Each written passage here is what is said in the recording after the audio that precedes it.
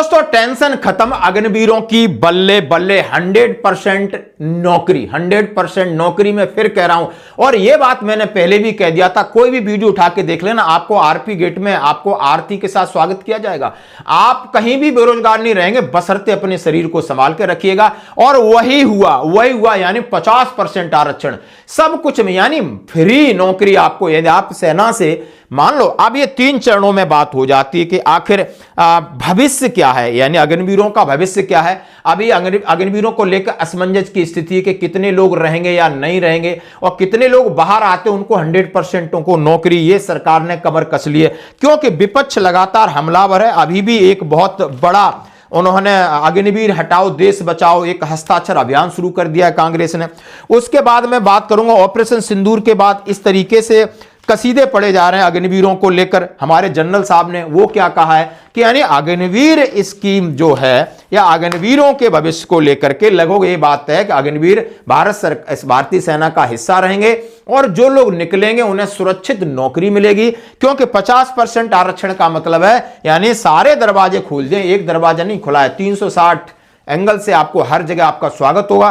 Tension बिल्कुल नहीं लेना। सबसे पहले खुशखबरी की बात है कि बीएसएफ कांस्टेबल के लिए पूर्व अग्निवीरों को 50% आरक्षण। केंद्रीय गृह मंत्रालय ने बीएसएफ में कांस्टेबल भर्ती के लिए पूर्व अग्निवीरों का कोटा 10% से बढ़ाकर 20 नहीं, 30 नहीं, 40 नहीं, सीधे 50।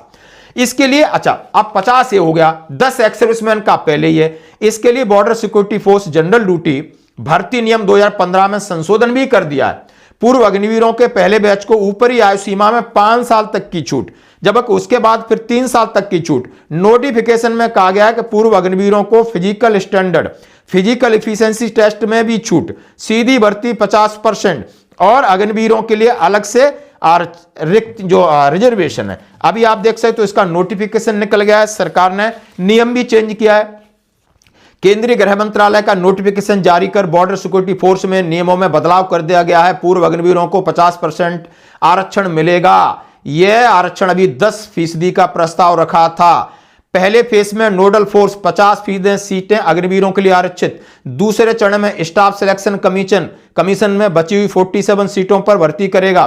47 में भी 10 यानी पूर्व सैनिकों के लिए आपके पास लगभग 30-35% आम लोगों के लिए, और खास सैनिकों के लिए लगभग आपका 60 से 62% कोटा है। आप ये देख सकते हो। तो ये आपकी बल्ले बल्ले। अब अग्निवीरों के जो पीछे सरकार एक पड़ी है जिसका नाम कांग्रेस पार्टी है। कर्नल रोहित चौधरी बोल रहे हैं कि हस्ताक्षर अभियान, पूर्व सैनिक विभाग उत्तराखंड कांग्रेस द्वारा अग्निपथ योजना के विरोध में हस्ताक्षर अभियान 20 दिसंबर से देहरादून में शुरू हो गया है। पूर्व सैनिक विभागों के बड़े बड़े जितने हैं भूतपूर्व सैनिक हैं, पदाधिकारी हैं, वो इसको लेके कह रहे हैं कि यानी अग्निवीर स्कीम बंद होनी चाहिए और रेगुलर सिपाही होनी चाहिए। तो आपके सामने हमने ये भी रखा, तो आप समझ सकते हो। अब मैं बात करूंगा जनरल नरवाने साहब। इन्होंने अपनी किताब में कुछ लिखा था, लेकिन अब उन्होंने बहुत अच्छी बातें कही हैं। उन्होंने कहा अग्निवीर योजना को लेकर आपके क्या विचार हैं। जनरल साहब कहते हैं लोगों को पहले 4 साल के लिए भर्ती किया जाएगा, 4 साल कुछ के बाद कुछ लोगों को रखा जाएगा, वो स्थायी हो जाएंगे, कुछ लोगों को रिलीज कर दिया जाएगा, वे बाद में अपना कुछ व्यवसाय कर सकते हैं या किसी पैरामिलिट्री फोर्स में जा सकते हैं। इसका विरोध हुआ, लेकिन लोगों को इतिहास नहीं पता। उन्होंने कहा 1975-76 में जब हमारी नौकरी थी तो लगभग 10 साल की थी, यानी 10 साल नौकरी करो घर जाओ, इस तरीके का पैटर्न था। पेंशन थी नहीं। उसके बाद पेंशन सेवा को 7 साल का वो था। उसके बाद 15 साल किया गया, और 15 साल का जो नियम है उसके बाद पेंशन लागू की। उन्होंने कहा है पहले आप 7 साल की अवधि के लिए आते थे, सेना की सेवा की, घर जाते थे, विदेशों में ऐसा है। फिर उनको स्थायी करने के लिए 15 साल किया गया। 15 साल के बाद आपको पेंशन, ग्रेच्युटी, कम्यूटेशन देने की प्रथा हुई। अग्निवीर योजना बीच का रास्ता है। उन्होंने कहा है 4 साल में कुछ लोग बाहर होंगे, कुछ बने रहेंगे। जो बने रहेंगे उन्हें पेंशन मिलेगी। कोई भी योजना 100% सही नहीं हो सकती, कोई ना कोई कमी पेशी उसमें होती है। सरकार को सेना की तरफ से जमीनी स्तर पर जो फीडबैक मिला है उस पर विचार करेगा।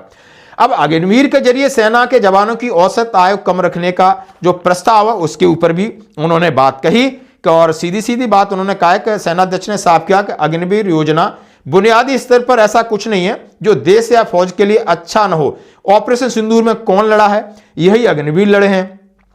हमें कोई कमी नजर नहीं आई। हम ऐसा क्यों मानते हैं कि 4 साल में लोग अच्छा काम नहीं कर सकते, जब 15 साल की बात आएगी तो फौज में इसका विरोध किया गया था, कहा गया था कि सेना बूढ़ी हो जाएगी।